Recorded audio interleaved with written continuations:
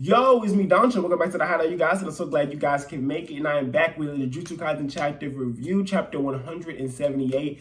Absolutely insane.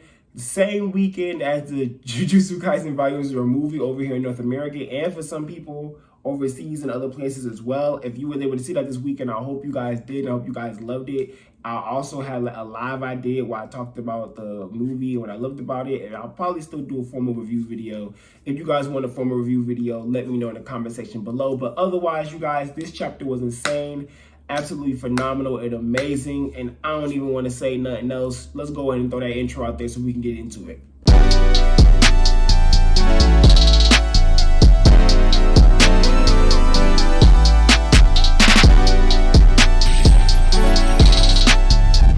Guys, so pretty much this chapter was the definition of raw insanity, craziness, and everything I wanted from Gege Akutami once again, because we wanted to see what happened with Rika and Yuta and how Yuta was still able to have Rika around, or at least some variation of Rika, and what was going on with the Rika we were seeing and why she was looking so different than how we had seen her previously, right? And we got that explanation now, and it couldn't really be anything better than this, right? So basically, to keep it simple and concise, and I will do something more in depth if you guys need me to do that. But pretty much, Yuta cursed Rika, as we know.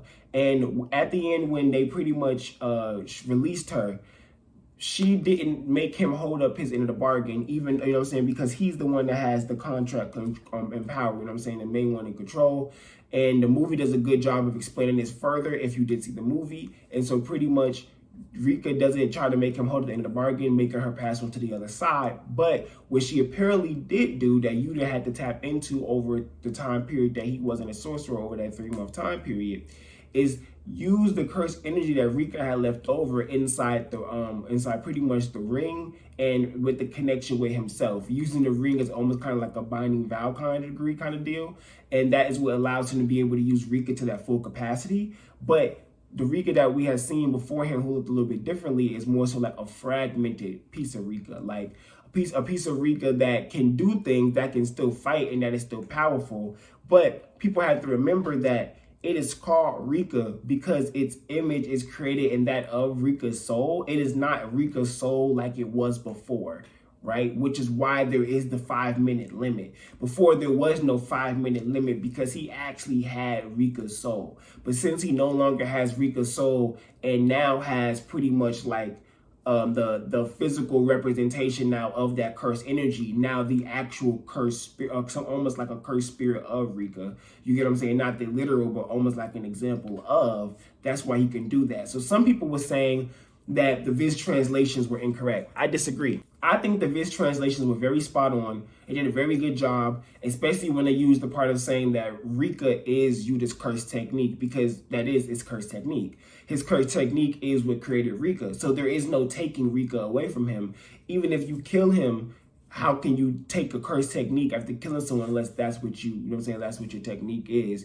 And you can only use the full manifestation of Rika with the ring, with Yuta. It's all all that binding vow, all in that mix. So once again, unless Gege proves me wrong and shows me something entirely differently, and I would just say I'm wrong, Rika really can't be taken from Kenjaku. She can't really be taken as a regular cursed spirit.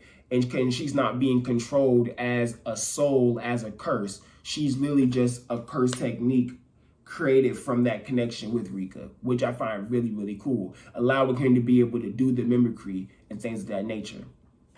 So, continuing on, Yuta and Rika give these fools the hands. Yuta really turns this into a 2v2. And seeing the way he just elevates and being able to use these techniques, how he's able to use Inumaki's technique even better now. And then he uses it. First of all, Rika dropping out the thing saying what you wanted, like what do you want, is so cool to me. Like, she did that so raw. Like, it was just so cool. And but seeing Yuta tell her to attack, and she goes at Yuta, and he says, don't move. She covers her ears trying to be, you know what I'm saying, trying to protect herself. But Yuta appears behind her so fast. And they start whopping her, like, whop, whop, whop, whop, whop, whop, just start beating her down. Like, it was so fire, bro. Like, I just love seeing it. And then Ryu tries to interrupt sending his blast because, you know, he loves attention. He an attention whore. So he sends his blast trying to attack them. But Rika sends Yuta Yuro to keep scrapping, and Rika blocks it straight up and is like, oh, that hurt though. And then whops Ryu. Like, bro, when I tell you Rika is so fire, like Yuta's technique is so cool. Yuta's so cool. And just using that connection with Rika and keeping it going is so awesome. And I need Maki to show up, teamed up with Yuta in the future, this culling game, or in the future Jujutsu Kaisen at some point. And Rika pull out the weapon. He put the ring on, and Rika pull out like what weapon y'all want. And Maki just grab it like I'm about to start. Ooh, it be go. Man, I need Gege to go crazy. If Gege can really be in a bag that but a bag so crazy, Mangaka gonna have to just put their pants down and go, we give up. Like, man. But anyway, I'm too hyped now. But anyway, they really get into this scrap, and pretty much it's a really simple. Very simple chapter, because it really just fights. Like, the fight is very quick, very fast paced. You know, Ryu gets punched by Rika. Rika starts really getting a scrap with him. Then he knocks Rika into the other building. And then Yuta, it goes back to Yuta fighting Yuro, and she's getting upset because she talks about the Fujiwara clan trying to come at Yuta, even though he's not part of the Fujiwara clan. He's not from that, right?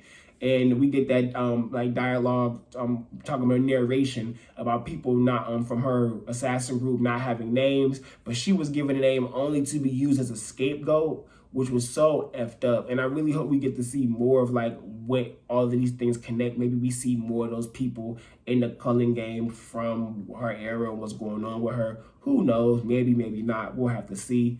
But it's just really cool just seeing that type of stuff. And then Yuta using Drurov, whatever his name is, I might pronounce that wrong, using his ability right then. Like I said on Twitter, if you follow me on Twitter, it reminded me so much of Krollo. Like how Krollo was able to took Owl's ability like the night before, and now during the day he's fighting.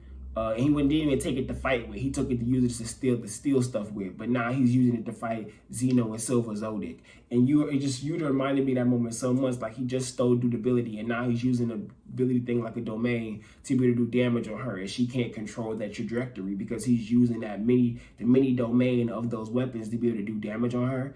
And now Rika sent Ryu flying to that platform, and Yuta sent Yuro flying to that platform. And that whatever that thing is on his arm is so cool. Like the fact that Rika slapped it on his arm and he's just scrapping with it, whatever that curse tool is on his arm is crazy.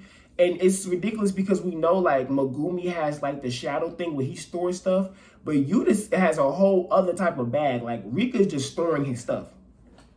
He don't have to carry the weight. That's why Maki and Yuta be a nasty combo now. Like he could carry all her stuff. And now that she has her full like restriction set on her, she really could scrap you just hands. She really just need these bows. She might not be able to kill you with them, but she could do you. No, a human she could kill with these bows. She can punch your face in and knock and kill you. But curses, she don't need nothing. She really need a weapon. She really just use the bows to stay alive. But she gonna need a weapon to kill you. Kill those curses. I'm all over the place. But to kill a sorcerer, all she needs is her hands. But now you got Yuta with her, and then Rika could store weapons for her. But I know I keep going back to this, but Gege, get in yo bag. Don't fail us here. Don't fail us here. You literally show a whole bunch of weapons that Maki has been around before too. The weapons was familiar. So I need you. Who am I talking to? You're not gonna fail us. Come on, don't do this. Don't do this, Gege. Don't fail us now. But all right, anyway. So pretty much Yuta and Rika working well together. Send them two to the same spot, and they're pissed because they're getting walloped. Like, Yuta's giving them the work, and he was nerfed. Like, he really was nerfed the whole time. He wasn't using Rika, as in, like, he could have used the pieces, like, of Rika to help fight, like he did with Yuji. He didn't fully manifest Rika when Yuji got grabbed.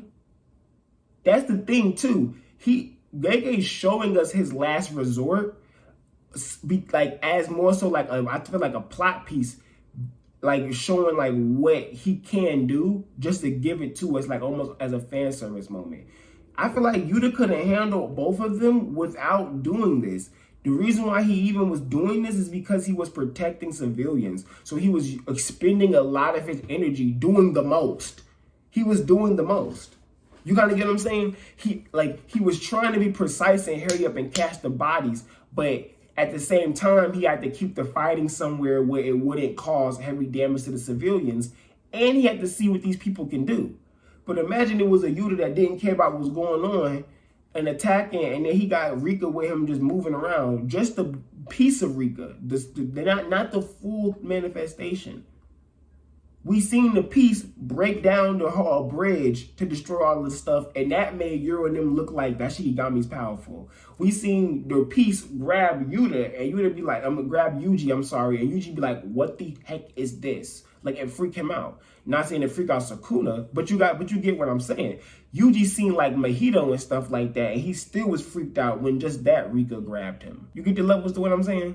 With all that being said, these two are pressured, and now they thought them domain expansions. Ryu pumping his chest, Homegirl get mad doing her thing, and Ryu's doing his cool little simple thing like this, Homegirl doing the cross, and Yuta just like, I'm ready. And they're screaming domain expansion, like, and with explanation points, while Yuta's is real calm. This period. Like, really, really cool work here. Different fonts and everything. This chapter was phenomenal. 3-way domain expansion. I'm ready to see how these are going to clash. I'm ready to see how Gege is going to display this to us. I'm ready to see how Gege is about to take this to the next level. Jujutsu Kaisen is the greatest weekly Shonen Jump manga that is going on right now. And if Hunter x Hunter was going on right now, it'd be number 2. And that's all I have to say on the matter. That's all I have to say. That's all I have to say. Like, I absolutely love Jujutsu Kaisen. This is really good, you guys. I'm so excited. I don't even have no prediction for next week, y'all. We're just going to see the 3 domains, and let's see how it unfolds. Let's just see how it unfolds, y'all. Let's just see how it unfolds. But anyway, it's your boy Danchou. Thank you so much for coming back to the Hideout. I appreciate everybody who's coming to support. And I am going to be doing a cosplay video one of these days soon. Just bear with me, you guys, hit 3,000 subs, but let's get us to 30,000. Yeah, but I also keep making more content. I want to do more long form videos. I got a lot of stuff I want to bring to you guys. I'm so sorry I haven't been on it, but please bear with me, and I'll try to get better with the content stuff. Recently I just got to get back on my mode. But thank you so much. It's your boy Danchou. Peace.